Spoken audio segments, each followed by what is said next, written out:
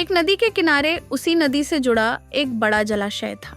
जलाशय में पानी गहरा होता है, इसलिए उसमें काई तथा मछलियों का प्रिय भोजन जलीय सूक्ष्म पौधे उगते हैं।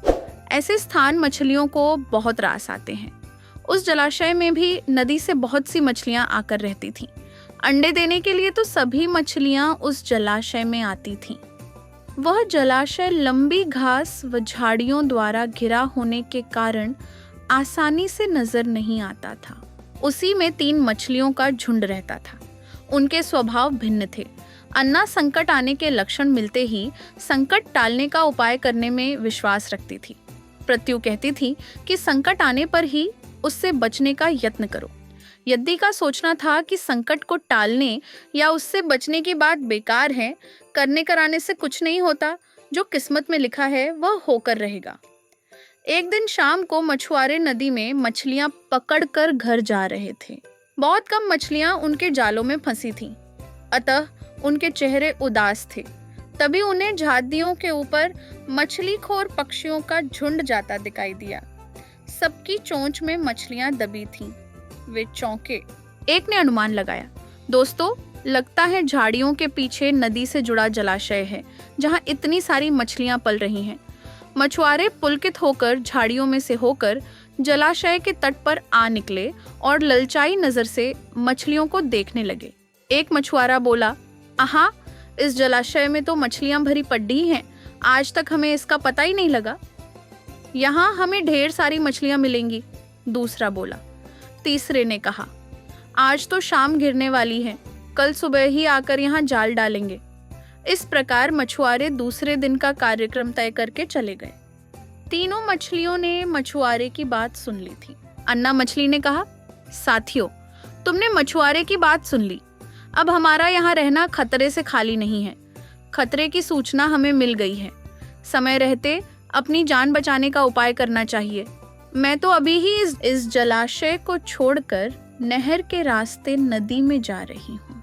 उसके बाद मछुआरे सुबह आए, जाल फेंके मेरी बला से। तब तक मैं तो बहुत दूर अटखेलियां कर रही होऊंगी। प्रत्यु मछली बोली, तुम्हें जाना है तो जाओ, मैं तो नहीं आ रही। अभी खतरा आया कहाँ है जो इतना घबराने की जरूरत है। हो सकता है संकट आए ही ना।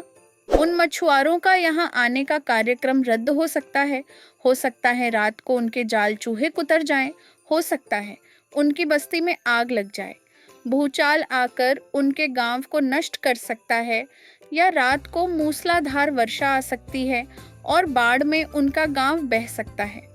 इसलिए उनका आना निश्चित नहीं है। जब वह आएंगे तब की तब सोचेंगे। हो सकता है मैं उनके जाल में ही न फंसूं। यद्दी ने अपनी भाग्यवादी बात कही। भागने से कुछ नहीं होने का। मछुआरों को आना है तो वह आएंगे, हमें जाल में फंसना है तो हम फंसेंगे। किस्मत में मरना ही लिखा है तो क्या किया जा सकता है। इस प्रकार अन्ना तो उसी समय वहां से चली गई। प्रत्यु और यद्दी जलाशय में ही रही। भोर हुई तो मछुआरे अपने जाल को लेकर आए और लगे जलाशय में जाल फेंकने और मछलियां पकड़ डलने। प्रत्यु ने संकट को आए देखा तो लगी जान बचाने के उपाय सोचने। उसका दिमाग तेजी से काम करने लगा। आसपास छिपने के लिए कोई खोखली जगह भी नहीं थी। तभी उसे याद आया कि उस जलाशय में काफी दिनों से एक मरे हुए ऊद बिलाव की लाश तैरती रही है। वह उसके बचाव के काम आ सकती है। जल्दी ही उसे वह लाश मिल गई। लाश सड़ने लगी थी। प्रत्यु लाश के पेट में घुस गई और सड़ती लाश की सड्ढाढ़ अपने ऊपर लपेटकर बाहर निकली।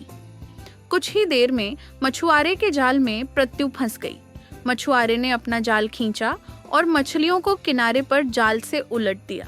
बाकी मछलियां तो तड़पने लगीं, परंतु प्रत्यु दम साधकर मरी हुई मछली की तरफ पड्डी रही। मछुआरे को सड्ढांध का भभका लगा तो मछलियों को देखने लगा। उसने निश्चल पड्डी प्रत्यु को उठाया और सूंघा। आख, यह तो कई दिनों की मरी मछली है, सड़ चुकी है। ऐसे बड़बड़ाकर बुरा सा मुंह बनाकर उस मछुआरे ने प्रत्यु को जलाशय में फेंक दिया। प्रत्यु अपनी बुद्धि का प्रयोग कर संकट से बच निकलने में सफल हो गई थी। पानी में गिरते ही उसने गोता लगाया और सुरक्षित गहराई में पहुंचकर जान की खैर मनाई। यद्दी भी दूसरे मछुआरे के जाल में फंस गई थी और एक टोकरे में डाल दी गई थी। भाग्य के भरोसे बैठी रहने वाली यद्दी ने उसी टोकरी में अन्य मछलियों की तरह तडहप कर प्राण त्याग दिए। सीख: भाग्य भी उन्हीं का साथ देता है जो कर्म में विश्वास रखते हैं और कर्म को प्रधान मानते हैं। भाग्य के भरोसे हाथ पर हाथ रखकर बैठे रहने वाले का विनाश निश्चित है।